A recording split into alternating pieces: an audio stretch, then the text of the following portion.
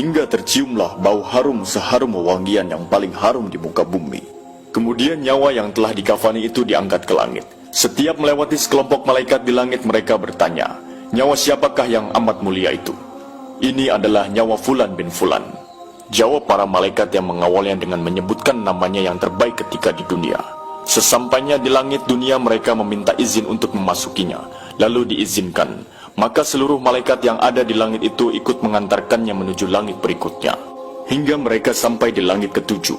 Di sanalah Allah berfirman, "Tulislah nama hambaku ini di dalam kitab Liyin, lalu kembalikanlah ia ke jasadnya di bumi, karena darinya lah aku ciptakan mereka, dan kepadanya lah aku akan kembalikan, serta darinya lah mereka akan kubangkitkan." Lalu nyawanya tersebut dikembalikan ke jasadnya di dunia. Lantas datanglah dua malaikat yang memerintahkannya untuk duduk. Mereka berdua bertanya, "Siapakah Rabbmu?" "Rabbku adalah Allah," jawabnya. Mereka berdua kembali bertanya, "Apakah agamamu?" "Agamaku Islam," sahutnya. Mereka berdua bertanya lagi, "Siapakah orang yang telah diutus untuk kalian?" "Beliau adalah Rasulullah SAW," jawabnya. "Dari mana engkau tahu?" tanya mereka berdua. "Aku membaca Al-Quran lalu aku mengimaninya dan mempercayainya." Tiba-tiba terdengarlah suara dari langit yang menyeru, "Hambaku benar, maka hamparkanlah surga baginya, berilah dia pakaian darinya, lalu bukakanlah pintu ke arahnya."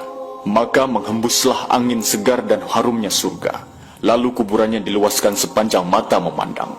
Saat itu datanglah seorang pemuda asing, yang amat tampan memakai pakaian yang sangat indah dan berbau harum sekali.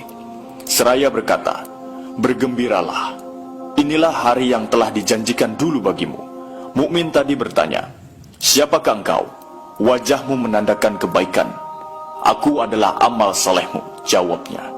Si mukmin tadi pun berkata, "Wahai Rabbku, segerakanlah datangnya hari kiamat, karena aku ingin bertemu dengan keluarga dan hartaku." Adapun orang kafir, di saat dia dalam keadaan tidak mengharapkan akhirat dan masih menginginkan keindahan duniawi, turunlah dari langit malaikat yang bermuka hitam sambil membawa kain mori kasar. Lalu mereka duduk di sekelilingnya. Saat itu turunlah malaikat pencabut nyawa dan duduk di arah kepalanya seraya berkata, "Wahai nyawa yang hina, keluarlah dan jemputlah kemurkaan dan kemarahan Allah." Maka nyawa orang kafir tadi berlarian di sekujur tubuhnya. Maka malaikat pencabut nyawa tadi mencabut nyawa tersebut dengan paksa, sebagaimana seseorang yang menarik besi beruji yang menempel di kapas basah. Begitu nyawa tersebut sudah berada di tangan malaikat pencabut nyawa, sekejap mata diambil oleh para malaikat bermuka hitam yang ada di sekelilingnya. Lalu nyawa tadi segera dibungkus dengan kain mori kasar. Tiba-tiba terciumlah bau busuk sebusuk bangkai yang paling busuk di muka bumi.